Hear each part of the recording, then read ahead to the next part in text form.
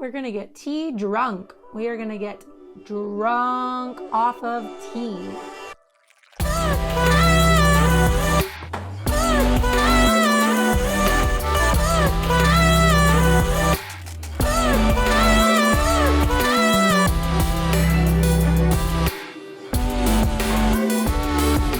Okay, time to figure out if these coffee nerds know anything about tea. Each competitor has to steep 5 different teas side by side and guess their level of oxidation. We've sent them 5 cards, each with oxidation level, origin, and 2 flavor notes. All they have to do is match the card to the tea. Easy, right? Oh, and we've invited a tea expert to take us through the fascinating intricacies of these 5 teas. Hi, I'm Claire Delaney, the head of education at Hugo Tea in Kansas City. The baristas have received 5 unlabeled teas. So, what are they? They have an oolong tea from China, a tisane, which is actually not tea, from South Africa, a white tea from China, a green tea from Japan, and a red tea again from China. Let's see how they did. I know you've all come to this YouTube video today wondering, what's the tea? Here I am with 5 teas from Hugo Tea. You have to identify the level of oxidation, which I think is going to be pretty easy for tea. I don't know what the oxidation means, like, in details. I'm not a tea person, so... Camellia sinensis, the tea plant, is universally tea all across the board. I would say that I don't know much about tea. I don't drink tea as often as I should. It's all a matter of oxidation, and you can physically see how different the oxidation is just by looking at the tea. I like to think that I know a lot about tea, more so because I love to drink tea. I feel like tea was where I started. I wasn't allowed to drink coffee until I was 18, I think. It's tea time. Before we continue, I just want to say a big thank you to our video sponsor, Akaya. This video is brought to you by Akaya. Community drives everything that Akaya does, including product features. That's why, based on your feedback, they've added the Pearl S portafilter mode, made to help increase bar efficiency. Here's what it looks like in practice.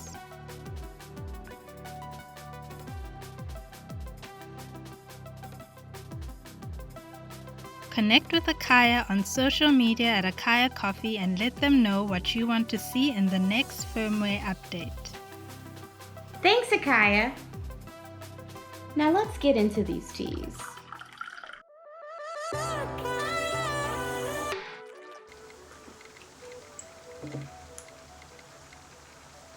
That makes it difficult.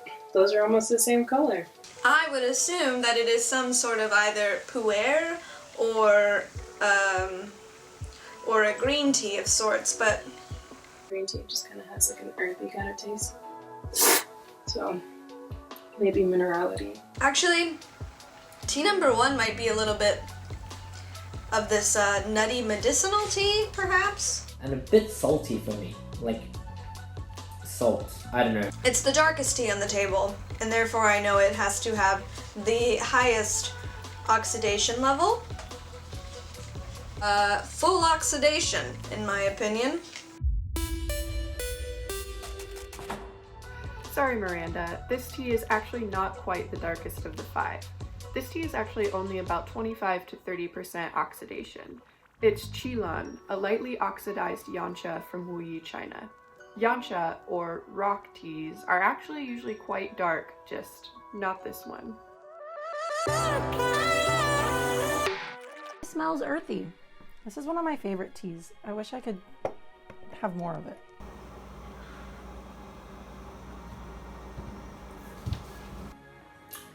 Vanilla, cinnamon.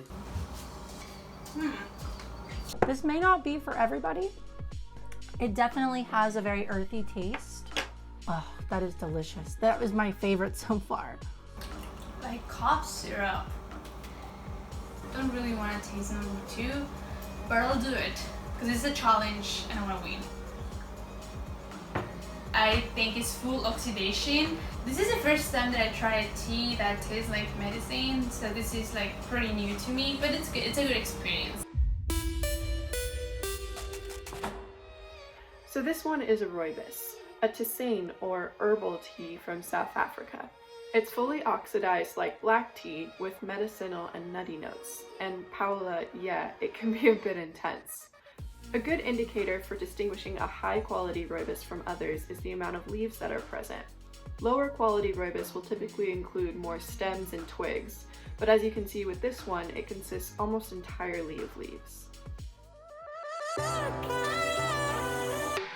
I know by looking at tea number 3 that it is a white nettle tea or a silver nettle tea, and I only know that because it is the most expensive tea that I enjoy. Sweet and bouncy. Okay, I would say that's a honey and a bouncy. 0 to 10% oxidation. I think that's right. This tea definitely has honey qualities, which is very typical of white tea.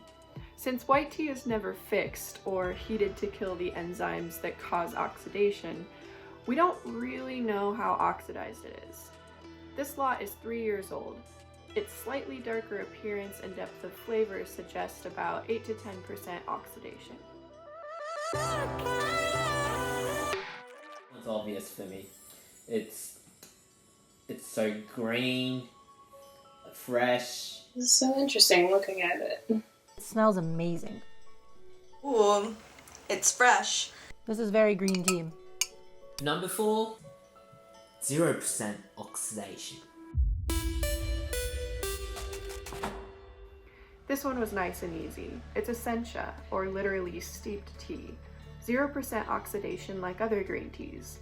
But unlike Chinese greens, Japanese green teas are steamed, giving them their vegetal umami notes.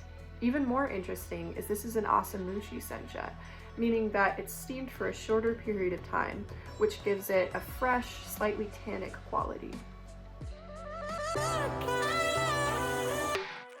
I don't know if you slurp tea the same way you would do coffee, but we're gonna do it because it feels right. See, I'm sometimes torn because I never know if it's because I read it and it's kind of like placebo where you think that and your brain just kind of puts it together, but that actually kind of tastes chocolatey, but it also tastes floral. For tea number 5, I'm going with 80%.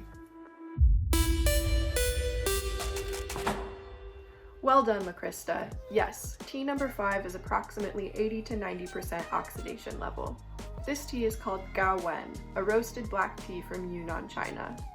But should tea be cupped like coffee? Well, yes, actually. Just like coffee buyers, we cup tea at origin. Stateside though, we focus on dialing in the steeping parameters for prep and coffee shops. We've done the cupping for you and picked the best stuff. Thank you so much, baristas, for participating. I hope you enjoyed identifying the teas. Let's check in with our winner, Paola. What? Are you serious? I got the 5 of them right? That's so ironic because I don't drink tea that often, but I just like literally just follow the flavors that they put on the cards. Paola got 5 out of 5. Yes, Tea Queen. With 5 extra points, Paola moves from 3rd to 1st place alongside Ken, who gained 3 points this week. Well done, baristas.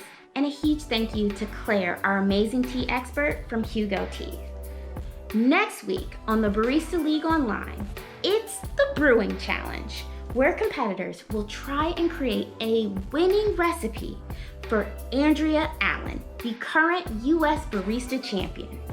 Make sure you're subscribed and turn on those notifications so you don't miss out.